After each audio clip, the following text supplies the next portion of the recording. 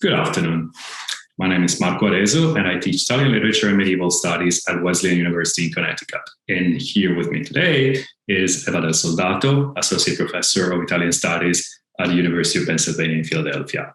We're here today to talk about Inferno 25, and the title of our conversation is Ophidiophobia. Yeah, and you'll understand why I also have this kind of accessory today. So where are we in Inferno 25? We are in the 7th Bolgia of the 8th Circle. We are in the Male Bolge. And in this very place of Inferno, thieves are punished in a quite horrifying way. We have left the punishment of hypocrites behind us, and we are moving towards Canto 26, where the fraudulent advisor like Ulysses are punished.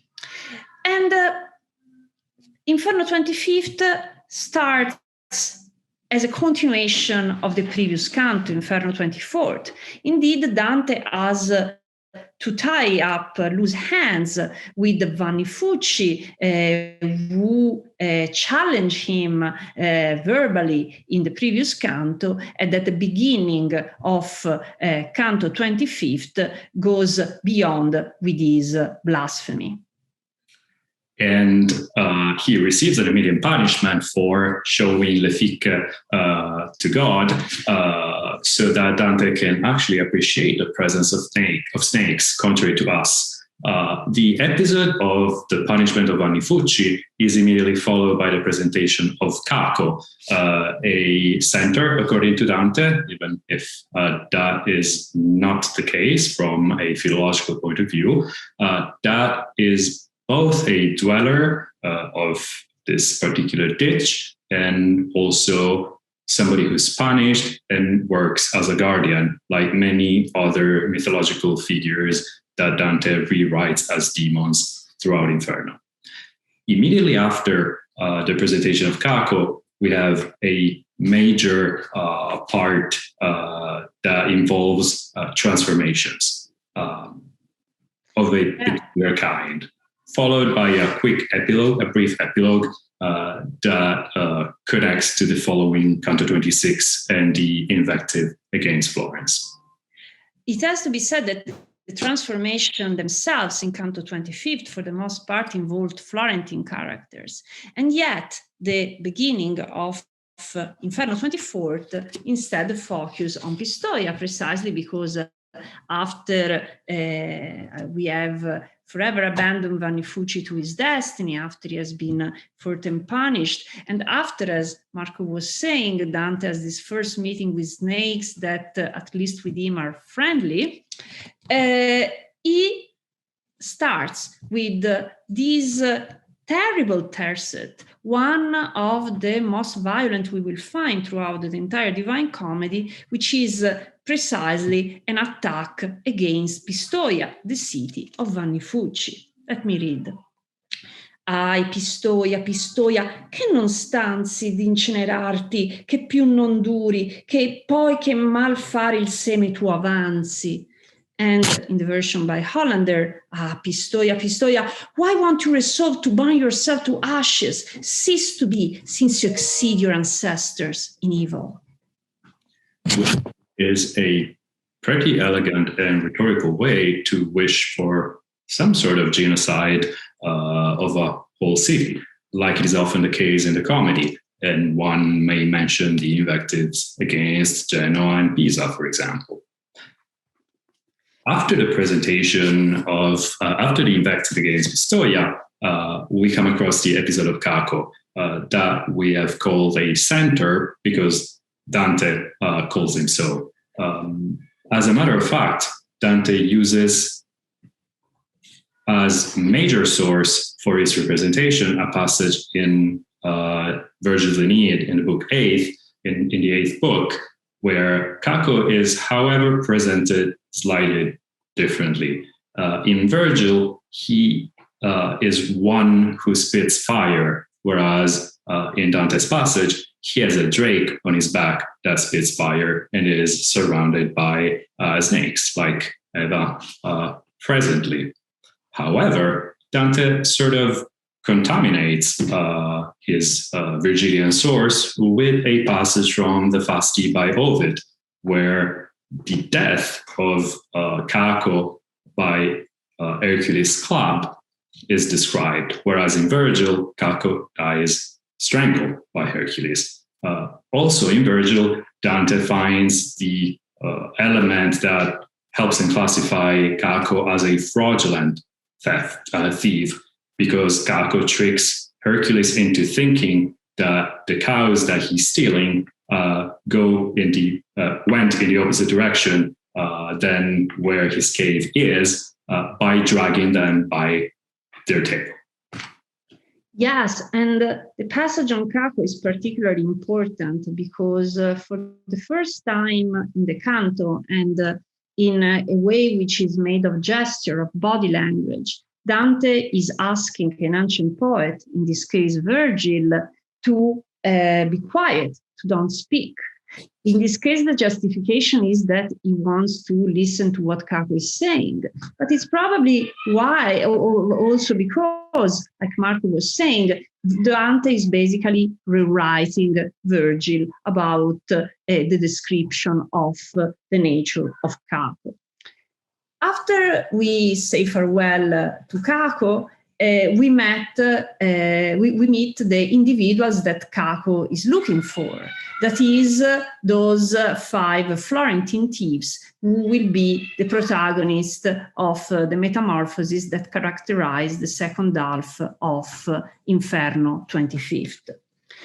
Those transformations are introduced by one of the thieves looking for one missing companion, Cianfa. Cianfa, dove fi è rimaso? What's become of Cianfa? And no one can find him, and obviously so, because Cianfa has already been transformed in a snake and is soon to involve in his destiny one of his ill-fated companions. And this description of metamorphosis is actually introduced by an appeal to the reader, the 6th appeal to the reader in Inferno, where the motif of something that gives incredulity is actually put forth. And maybe Eva can read the passage in her beautiful Florentine accent. Of course. Se tu sei or lettore a creder lento, ciò che dirò non sarà maraviglia, che io che il vidi appena il mi consento. If, reader, you're slow to credit what I'm about to tell you, it's no wonder. I saw it, and I myself can scarce believe it. And as a matter of fact, this first transformation of 2 entities into one is described through a series of interesting similes, like the similes with the ivy that wraps around one of the bodies, or the changing of colors that paper undergoes when it's burnt.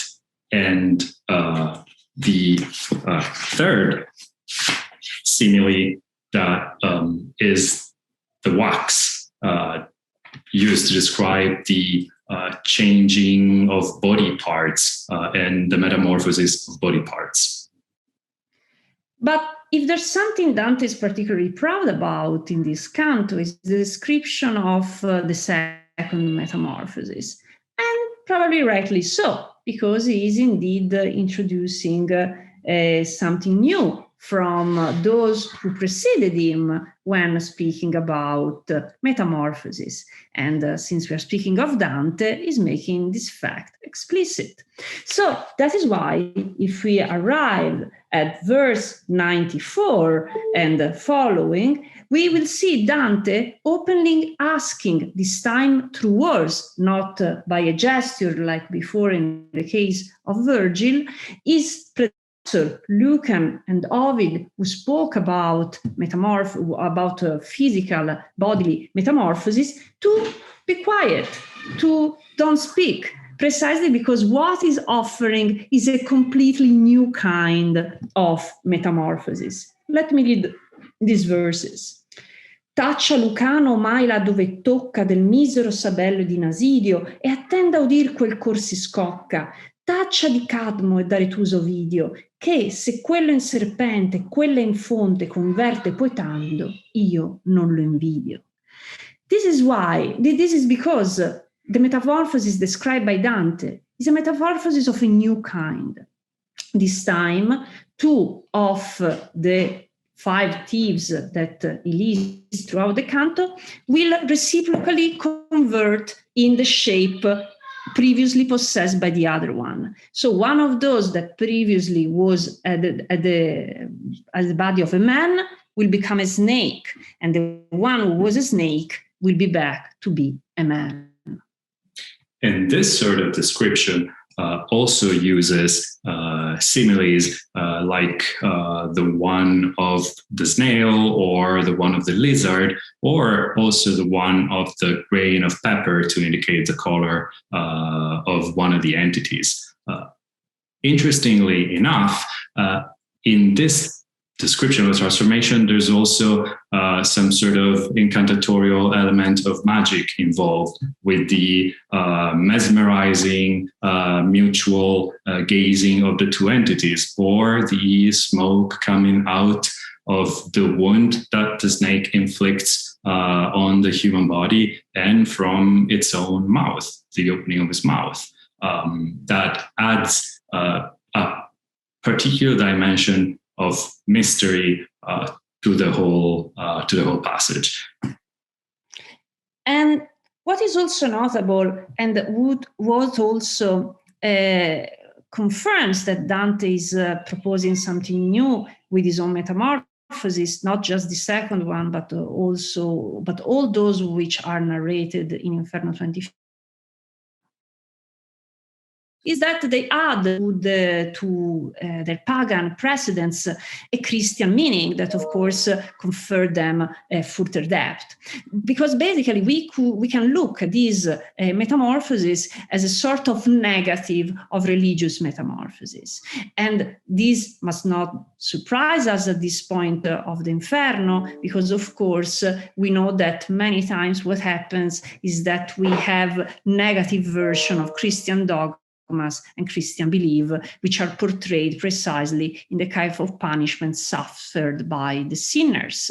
And in this case, the fact that the body itself is subject to this kind of changes, in natural changes and deformation, it's certainly connected with the Christian creed. And the other aspect, which is closely connected to this one, is that humanity is lost. Again, no surprise, we are in the Inferno, we are in the deep part of the Inferno.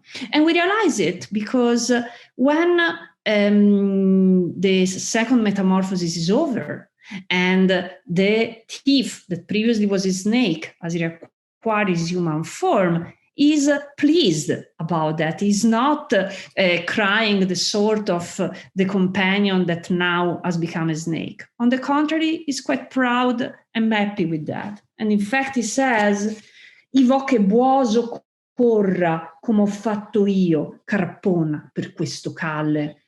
I want Buoso to run as I have done, down on all fours along this road." So humanity is lost.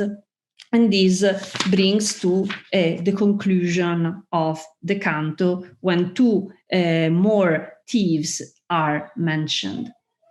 And in the conclusion of the canto, we see that Dante is smagato, is weakened and also taken aback, like we were. And as a matter of fact, we use visuals in order to present the atmosphere of the canto. Watercolor drawings from Manuscript Chantilly of the second quarter of the 14th century, and golden color illuminations from this beautiful manuscript of the British Library. But the canto is also about textuality. And Eva and I found particularly interesting that in a canto so imbued with intertextual allusions and intertextual uses and rewriting of the sources, Dante is actually floundering his sources and going through a transformation of his sources, like one of the forms of theft that Thomas Aquinas indicates in the Summa Theologica, as we read in Chiavacci Leonardi's commentary to Inferno, that is to say, plagiarism. Absolutely, Marco. And so we thank you all that you will like to listen to us on the YouTube channel.